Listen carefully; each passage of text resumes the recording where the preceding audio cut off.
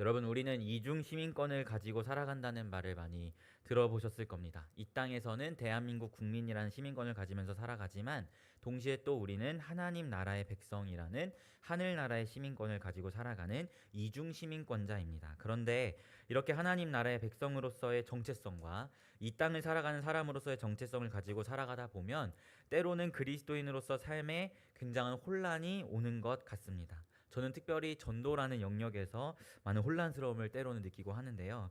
저는 하나님 나라의 백성으로서 예수 그리스도의 복음을 증거해야 하는 사람입니다. 그래서 그리스도의 복음을 전해야 한다는 부담감이 제 안에 가득합니다. 그런데 동시에 저는 또한 이 땅을 살아가는 사람으로서 예수 그리스도의 복음에 대한 세상의 불편한 시선이 저를 또한 눈치를 보게 만드는 것 같아요. 하나님께서 주신 이 하나님 나라의 백성으로서의 사명과 이 땅을 살아가고 있는 사회 구성원으로서 사회가 요구하고 사회가 원하고 있는 그런 모습들이 부딪힐 때 마음의 혼란스러움을 느끼게 되는 것 같습니다. 여러분은 어떠신가요? 여러분은 하나님 나라의 백성의 삶과 또 이 땅의 사회 구성원으로서의 삶이 때로는 이 충돌하는 영역들이 발생할 때가 있는데 그런 모습 가운데서 여러분은 어떤 자세를 취하고 있는지 여러분에게 여쭤보고 싶습니다. 사실 성경은 우리가 나그네와 같은 존재라고 분명하게 밝히고 있어요. 우리의 본향은 하나님 나라이고 잠시 이 세상을 살아가는 나그네와 같은 존재임을 성경이 우리에게 이야기하고 있습니다. 사실 우리가 나그네로 살아간다면 이중 시민권을 가지고 있다고 할지라도 우리 마음속의 깊은 정체성은요, 사실은 하나님 나라의 백성이라는 그 정체성으로 무장되어 있어야 하는 거잖아요. 제가 말씀드린 전도의 영역에서 사명적인 부담감과 사회 구성원으로서 세상이 주는 그 부담스러운 시선이 충돌한다는 것 그 자체가 사실은 내 마음속의 정체성이 하나님 나라 백성 정체성 반, 이 땅에 살아가는 사람으로서의 정체성 반이 섞여 있어서 갈팡질팡한다는 것의 반증이지 않을까라는 생각을 해보게 됩니다. 여러분은 어떠신가요? 하나님 나라의 백성으로서의 정체성으로 완전히 무장하여서 살아가고 계십니까? 아니면 저처럼 하나님 나라의 백성인 듯 세상의 백성인 듯 애매한 스탠스를 취하면서 살아가고 계십니까? 우리가 이중 시민권자이지만 우리의 정체성만큼은 하나님 나라의 백성이라는 것을 확고히 하며 나아가야 할 줄 믿습니다. 이것이 되지 않고 정체성마저도 시민권처럼 이중 정체성을 띠게 되면 세상을 향한 우리의 태도가 점점 더 소극적이게 되고 세상의 시선과 눈치를 많이 보게 되는 병약한 그리스도인의 모습으로 나아가게 되는 것 같습니다. 그렇기 때문에 저를 포함한 우리 교회 모든 성도님들이 우리의 정체성을 하나님 나라의 백성으로 확고하게 세우면서 나아가는 우리가 되기를 바랍니다. 특별히 오늘 우리가 함께 읽은 요한계시록의 말씀은요, 사실 제가 한 4달 전쯤에 이미 세대통합 예배 때 설교를 했던 본문이에요. 그래서 제가 오늘 이 수요 예배 설교를 해야 한다는 사실을 목사님께 들었을 때 고민이 많았습니다. 계시록의 다른 본문을 가져와서 설교를 해야 하나, 아니면 이미 설교를 했지만 또 동일하게 오늘 본문을 가지고 큐티의 흐름에 맞춰서 설교를 해야 하나 많은 고민이 있었는데요. 아무리 설교를 했었어도 하나님의 말씀은 또 날마다 우리에게 새롭게 다가오기 때문에 큐티의 흐름에 맞게 오늘 본문에 맞는 말씀을 나누고자 합니다. 사실 계시록의 말씀을 이렇게 준비하다 보면 설명해야 할 말이 너무 많은데 시간은 제한적이고 해서 제가 많이 덜어내고 생략하고 축약해서 설명하는 부분들이 있어요. 그래서 많이 설명을 하지 못함이 안타까울 때가 많은데요. 오늘 본문은 이미 한번 다뤘던 본문이기 때문에 조금은 더 상세하게 설명하지 못했던 부분들을 자세하게 짚고 넘어가면 어떨까 하는 마음이 듭니다. 특별히 어떤 부분이냐면 특별히 오늘 11장에서 나타나는 두 증인에 대한 부분을 우리는 조금 더 중점적으로 살펴보면 좋을 것 같습니다. 우선 동일한 본문을 설교했던 이 것이었기 때문에 이전에 설교했던 내용을 짧게 요약해서 오늘 본문의 전체적인 내용을 살짝 짚고 조금 더 자세하게 두 증인에 대해서 함께 나눠보도록 하겠습니다. 제가 지난번 설교 때 이 11장 본문을 설교하면서 여러분에게 숫자를 함께 살펴보자 라고 말씀드렸어요. 바로 오늘 본문 속에 드러나는 숫자인데요. 42달, 1260일, 그리고 3일 반이라는 숫자를 함께 살펴보자라고 여러분에게 말씀드렸습니다. 이 42달이라는 이 숫자는 일수로 환산하면 42달이 30일을 기준으로 40일을 곱했을 때 일수로 1260일이 되고, 이 42달 같은 말로 1260일을 연수로 환산하면 3년 반이 된다고 여러분에게 말씀드렸어요. 그리고 3년 반 하면 떠오르는 숫자는 바로 떠오르는 모습은 바로 예수 그리스도의 공생의 기간을 의미한다라고 여러분에게 말씀드렸습니다.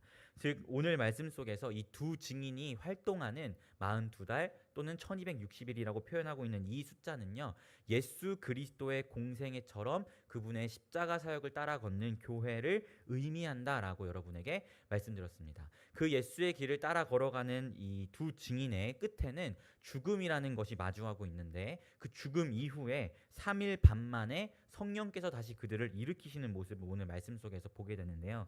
이를 통해서 결국 예수 그리스도의 공생애와 십자가 그리고 그분의 부활, 이 발자취를 하나님의 두 증인이 주님 다시 오실 날까지 따라 걷는 것이 11장이 이야기하고 있는 말씀이라는 것을 여러분에게 나눴었습니다. 그 십자가의 길에는 고난과 핍박이 있고, 이를 오늘 본문 2절에서 성전을 측량할 때 바깥들을 측량하지 말고 그 바깥들은 이방인이 42달, 다른 말로 1260일, 바로 두 증인이 살아가고 있는 그 기간 동안 짓밟을 것이라는 표현으로 성경이 기록한다라고 말씀드렸습니다. 하지만 주님께서 고난을 받으셨지만 곧 부활하셨듯이 교회에게도 약속된 승리가 예비되어 있다라는 것을 지난번 설교 때 전체적으로 함께 살펴보았습니다.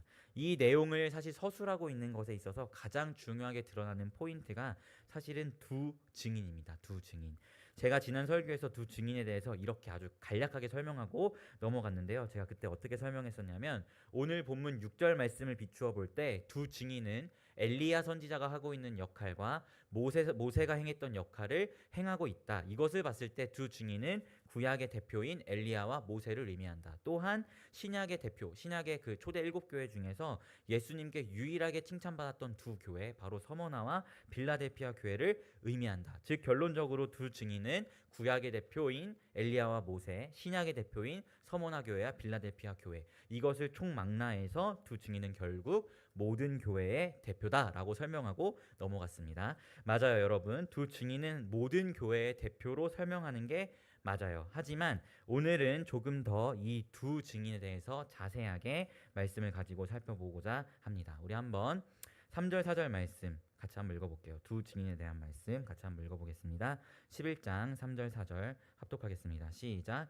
내가 나의 두 증인에게 권세를 주리니 그들이 굵은 베옷을 입고 1260일을 예언하리라. 그들은 이 땅에 주 앞에 서 있는 두 감람나무와 두 촛대니. 아멘.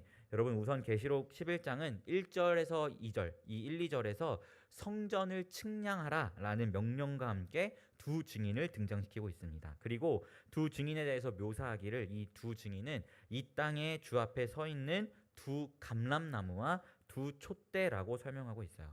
촛대는 여러분이 계시록을 쭉 보셨으면 아시겠지만 초반에 이제 교회를 지칭하는 표현으로 사용되는 것이 촛대입니다. 그리고 오늘 우리가 집중하길 원하는 포인트는 사실 두 감람나무, 두 증인을 두 감람나무라고 표현하는 이 부분입니다. 우리 한번 스가랴 4장 11절부터 14절 말씀 찾아서 한번 합독해 보겠습니다. 스가랴 4장 11절에서 14절 말씀, 두 증인을 두 감람나무라고 표현하는 근거 본문입니다. 스가랴 4장 11절부터 14절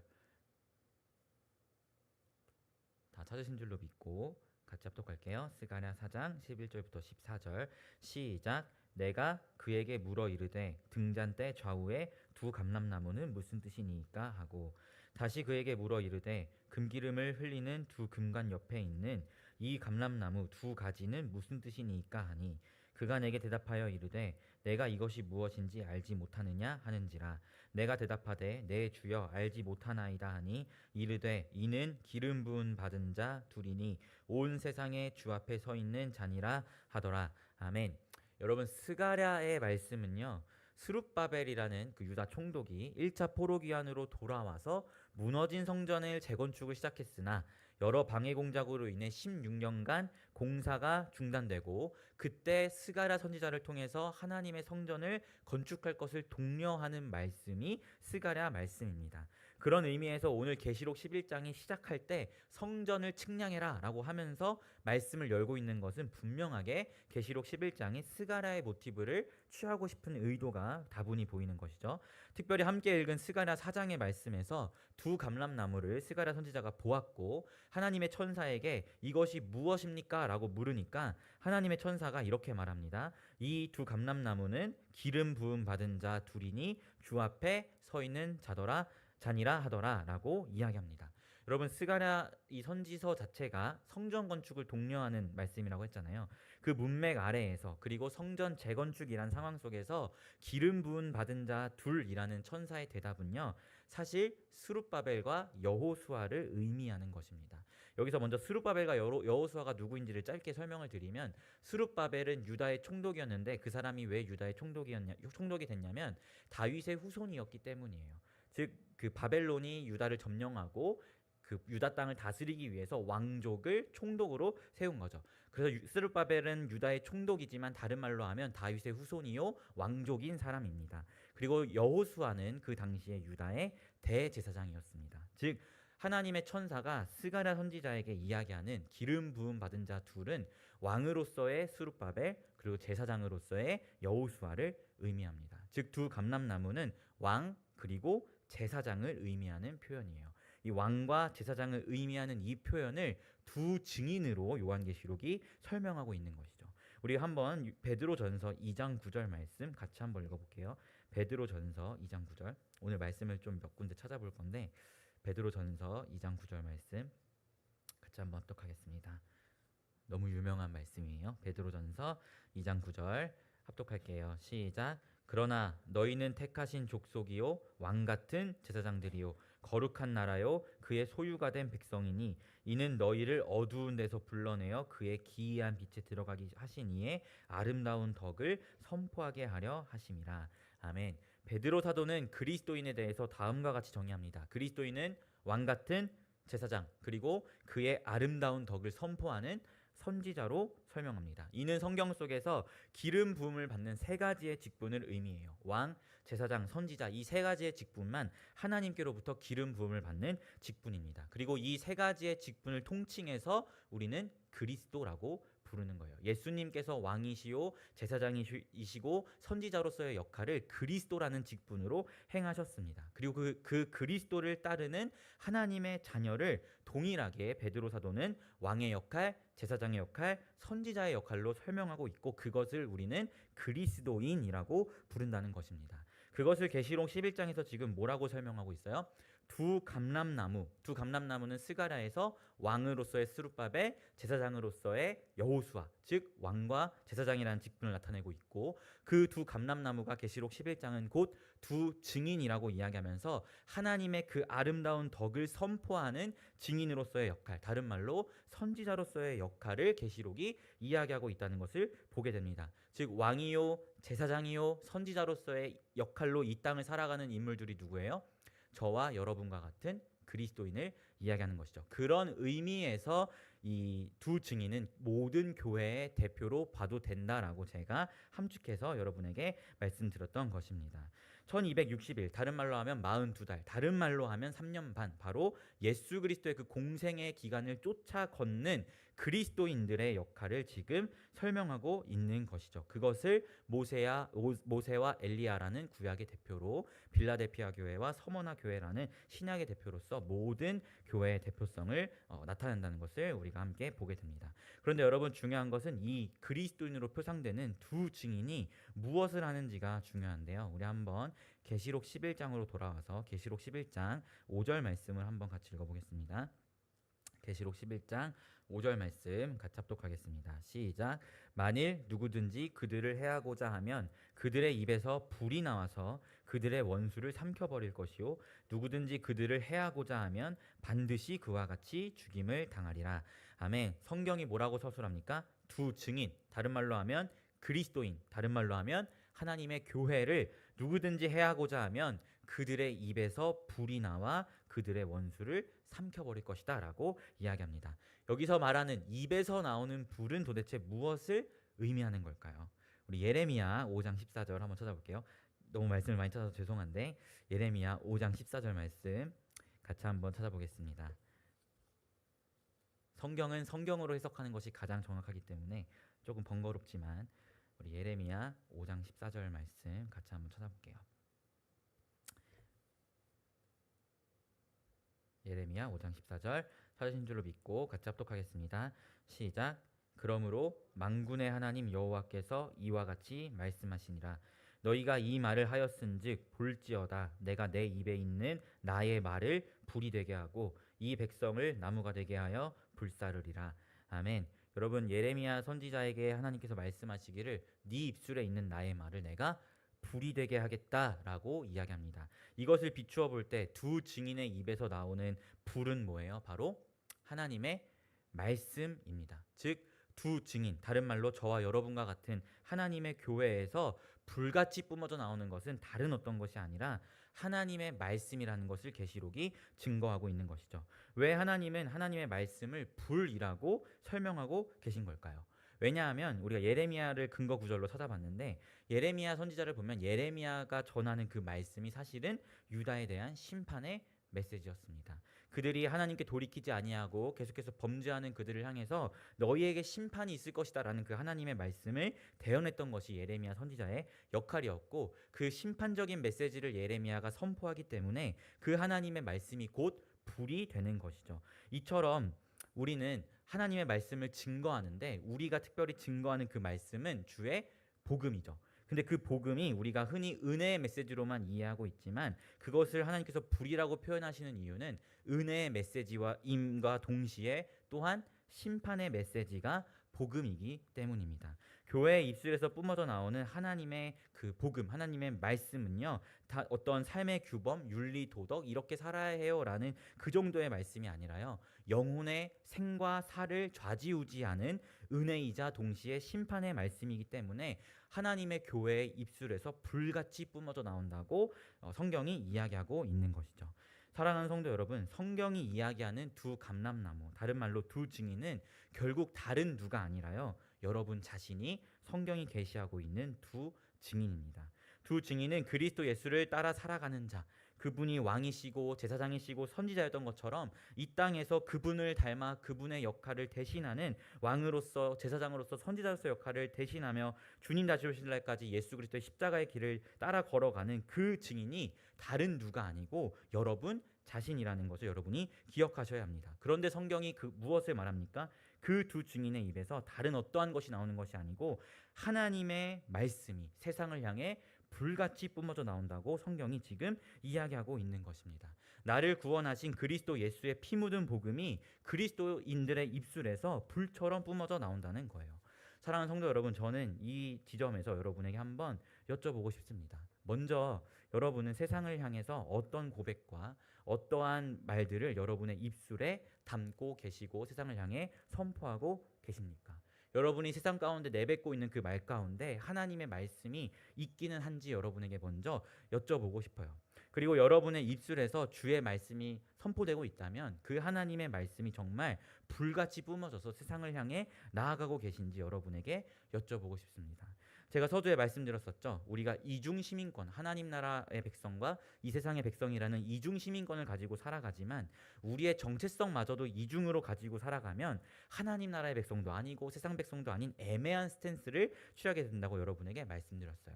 우리가 전도를 할 때, 우리가 복음을 전할 때 왜 우리의 입술에서 정말 그 하나님의 살아있는 말씀이 뜨겁게 불같이 뿜어져 나가지 않을까? 를 생각해 보면 사실 두 증인으로서의 정체성을 확고하게 가지고 있지 않고 우리가 이중적인 정체성으로 애매한 스탠스를 취하니까 세상의 눈치를 보면서 그들이 듣기 좋은 말만 하게 되고 주의 온전한 그 심판적인 복음의 메시지보다는 그저 하나님이 너를 사랑한대라는 그 정도의 메시지로만 복음을 전하면서 뭔가 소극적인 태도로 임하게 되기 때문에 우리의 그 입술 가운데 선포되는 하나님의 말씀이 불같이 뿜어져 나가는 것은 않지 않을까라는 생각을 하게 되는 것 같아요. 결국 우리의 태도가 소극적이게 되면 우리는 마치 예수님을 세일즈맨이 그 물건을 판매하는 것처럼 복음을 전하게 되는 것 같습니다. 마치 제발 예수님 한 번만 믿어주라, 우리 예수님 한번 좀 봐줄래? 한번 교회 같이 가줄 수 있어? 이런 소극적인 세일즈맨이 예수님을 판매하는 것처럼 뭔가 우리가 복음을 전하게 된다는 거죠. 우리가 애매한 스탠스를 취하게 될 때, 그런 그리스도인의 태도와 마음 가운데서 어떻게 하나님의 말씀이 불처럼 뿜어져 나오겠습니까? 우리가 예수님을 되게 뭔가 판매하는 것처럼 그렇게 행한다면 말이죠.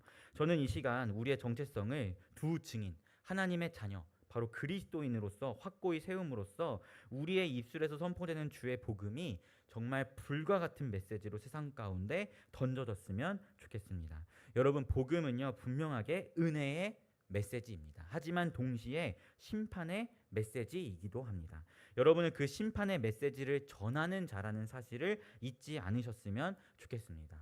제가 오늘 말씀을 준비하면서 하나님 앞에 참 돌아보았던 것이, 그렇다, 요즘 한국 교회가 또 저 스스로가 너무 복음을 은혜의 메시지로만 치부하고 심판적인 메시지라는 사실을 간과하고 있구나라는 것을 좀 돌아보게 된 것 같습니다.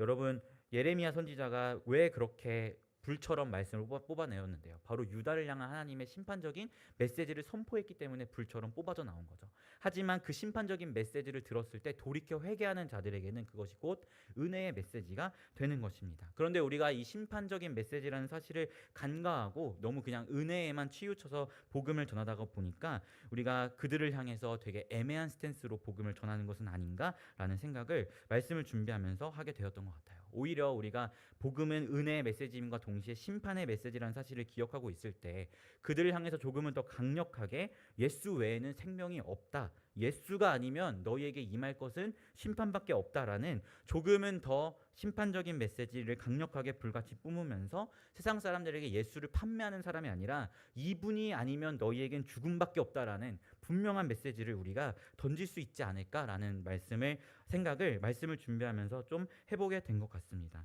저는 우리 사랑하는 피플스 교회가 복음을 그저 판매하는 사람이 아니라요, 복음의 소식이 담고 있는 분명한 심판의 메시지 또한 선포함으로써 선지자로서의 역할을 분명하게 감당하는 우리 교회가 되었으면 좋겠습니다. 여러분, 두 증인에서 특별히 구약의 대표로 비춰지고 있는 모세에게 한번 주목해 보았으면 좋겠어요. 우리 한번 잘 생각해 보았으면 좋겠는데요. 제가 요한계시록을 지금까지 계속 몇 년간 세대통합 예배 때 강해 설교를 하면서 여러분에게 말씀드렸던 요한계시록의 구조적인 특징이 있었습니다. 바로 막간이라는 구조예요. 막간. 인심판, 나팔심판, 대접심판이라는 이 세 가지 심판 시리즈에는 항상 막간이라는 구조가 특징적으로 나타난다고 말씀드렸습니다. 이 막간은 다른 어떤 것이 아니라 광고 타임 같은 역할을 한다고 여러분에게 말씀드렸어요.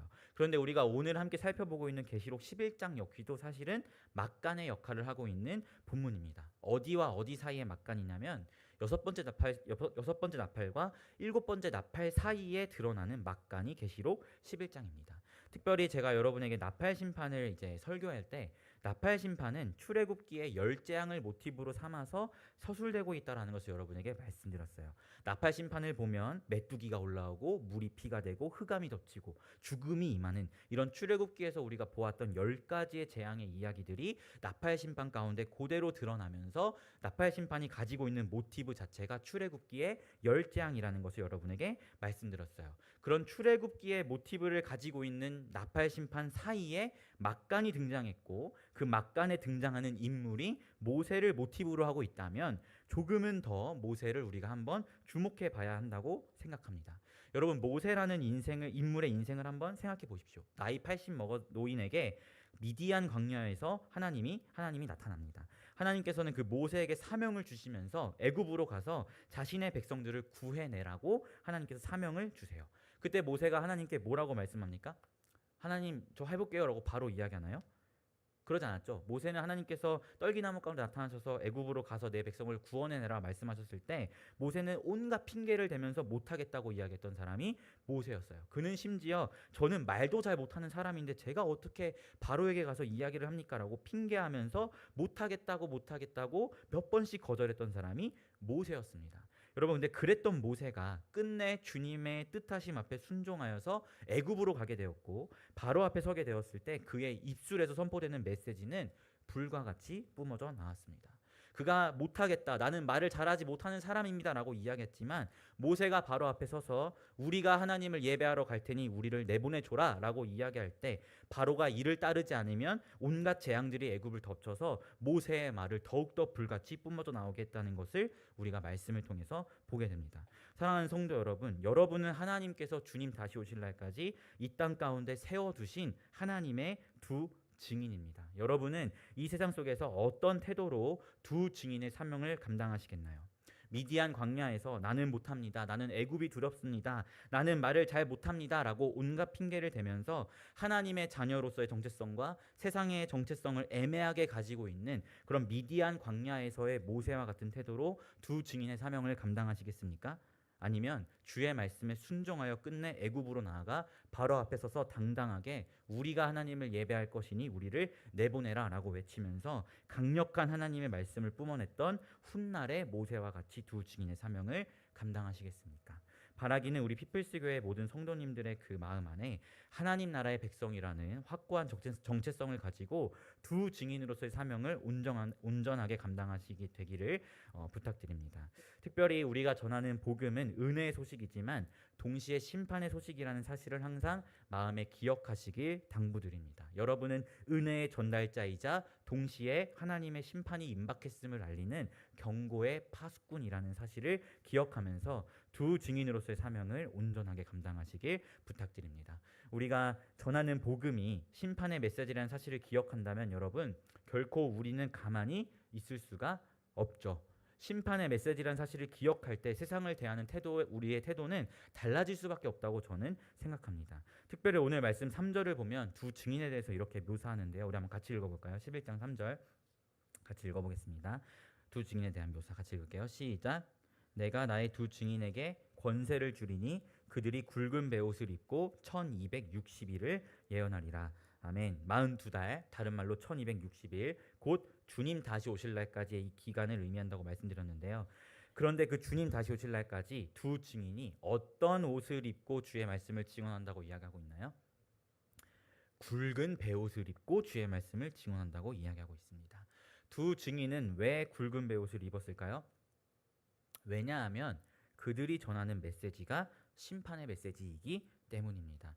그들이 전하는 메시지가 단순한 은혜의 메시지가 아니라 은혜의 메시지이자 동시에 심판의 메시지이었기 때문에 예수 그리스도가 아니면 너희에겐 멸망밖에 없다라는 그 강력한 심판의 메시지를 선포했기 때문에 세상을 향한 긍휼함과 애통함을 가지고 메시지를 전할 수밖에 없었다라는 것을 우리가 말씀을 통해서 보게 되는 것이죠. 이는 마치 예레미야 선지자와 같죠. 예레미야 선지자를 우리가 눈물의 선지자라고 이야기하는데 예레미야 선지자가 왜 그렇게 눈물의 선지자가 되었겠어요? 그가 전했던 메시지는 유다에 대한 심판의 메시지였기 때문입니다. 하나님께서 심판을 결정하셨기 때문에 그 심판은 일어날 수밖에 없는 일이에요. 하지만 예레미야는 그 말씀을 전하죠. 하나님의 선지자로서. 하지만 동시에 그들의 심판에 대한, 세상에 대한, 유다에 대한 안타까운 마음이 그에게 있었기 때문에 그토록 울면서 메시지를 전했다는 것을 우리가 보게 됩니다. 그러한 메신저로서, 선지자로서의 모습이 오늘 계시록에서 굵은 베옷을 입은 두 증인이라는 표현으로 나타나고 있다는 것이죠. 사랑하는 성도 여러분, 우리의 입에서 복음이라는 그 불같은 메시지가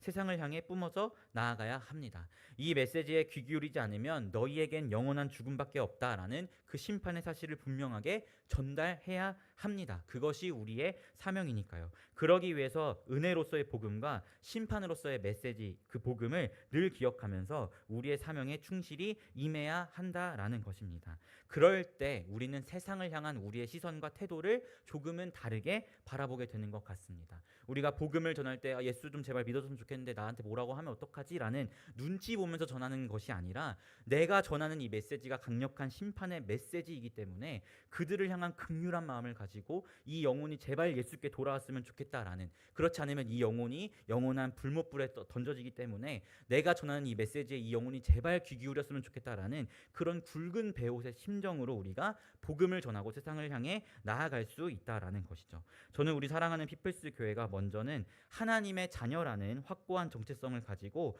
바로 앞에 선 모세와 같이 그리고 850명의 바알의 선지자 앞에서 심판의 메시지를 전했던 엘리야와 같이, 또 초대교회 로마의 핍박 속에서도 믿음의 신실함을 지켰던 서머나 교회와 필라델피아 교회 같이 그 입술에서 살아있는 하나님의 말씀이 불같이 뿜어져 나오는 그런 교회가 되었으면 좋겠습니다. 성도님들, 한 사람 한 사람의 입술에서 만나는 영혼들의 심령 골수를 쪼개는 아주 날카롭지만 동시에 불과 같이 뜨거운 하나님의 말씀, 하나님의 복음이 날마다 뿜어져 나오는 그런 두 증인이 되셨으면 좋겠습니다. 하지만 동시에 그런 불과 같은 메시지를 뿜어내는 여러분이 주님 다시 오실 날까지 굵은 베옷을 입고 세상을 향한 애통한 마음을 가지며 그 애통한 마음으로 복음의 메신저 역할을 감당하셨으면 좋겠습니다. 애통함 없이 전하는 심판의 메시지는 정죄가 될 수 있죠. 하지만 정말 세상의 죽은 영혼들을 향한 사랑과 애통한 마음을 가지고 전하는 메시지는요, 그것이 곧 간절함이요 그들을 향한 사랑의 메시지가 된다고 저는 확신합니다. 그렇기 때문에 우리는 세상을 향해 언제나 긍휼한 마음, 애통한 마음, 이 굵은 베옷의 마음을 가지며 살아가야 하는 것이죠. 사랑하는 성도 여러분, 하나님께서 우리를 두 증인으로 부르셨습니다. 스가랴의 말씀처럼 두 증인은 곧 기름 부음을 받은 감람나무입니다. 이 기름 부음 받았다는 말은 곧 성령의 능력으로 살아가는 성령 충만한 그리스도인의 모습을 의미합니다. 그렇기에 성도 여러분, 여러분 안에 내주하고 계시는 성령님을 힘입어 주님 다시 오실 날까지 두 증인으로서의 사명을 감당하십시오. 여러분과 함께 하시는 성령님을 힘입어 날마다 불과 같은 복음의 메시지를 세상 가운데 전하며 나아가십시오. 그리고 그 성령의 마음으로 세상을 향한 애통함을 가지고 두 증인으로서의 사명을 감당하시길 부탁드립니다. 결국 계시록 11장의 말씀을 전체적으로 보면 그 숫자로 예수 그리스도의 공생의 기간과 십자가의 걸음 그리고 부활하심을 나타난다고 여러분에게 말씀드렸잖아요. 예수님께서 이 땅에 살아가시고 십자가에 돌아가신 것처럼 우리가 그런 두 증인으로서의 메신저의 역할을 감당할 때 세상은 어쩌면 예수를 핍박했듯이 우리를 핍박하고 멸시하고 조롱할 수 있습니다. 그리고 세상이 예수를 못 박았듯이 마치 우리를 패배한 것처럼 보이는 상황으로 몰아가고 우리를 패배하게 만들 수 있습니다. 하지만 오늘 계시록 11장에서 다시 성경이 증거하고 있는 바, 예수께서 3일 만에 부활하셨던 것처럼 하나님의 패배한 교회도 3일 반 만에 성령께서 다시 살아나게 하신다라는 그 말씀을 증거하고 있다는 이 사실을 기억하면서 우리가 두 증인으로서의 사명을 감당할 때 고난과 어려움이 분명히 찾아오겠지만 그 끝에 분명한 승리가 있다는 사실을 믿음으로 여러분이 두 증인으로서의 사명을 감당하셨으면 좋겠습니다. 그런 두 증인으로서의 우리의 모든 순종이 하나님을 영화롭게 하리라 저는 확신합니다. 사랑하는 성도 여러분, 우리 함께 성령님을 힘입어 세상을 향한 애통함을 가지고 불과 같이 복음을 전해봅시다. 그런 우리를 통해 수많은 영혼이 그 심판의 메시지 속에 담긴 은혜를 발견하고 주님께 돌아오게 되리라 믿습니다. 이런 은혜가 우리 교회 가운데 넘쳐나기를, 그리하여 우리 교회의 표어처럼 살아있는 교회, 살리는 교회가 바로 우리 피플스 교회가 되기를 예수님의 이름으로 축원합니다. 아멘. 우리 함께 나 주님의 기쁨 되기 원하네 결단 찬양 같이 고백하도록 하겠습니다.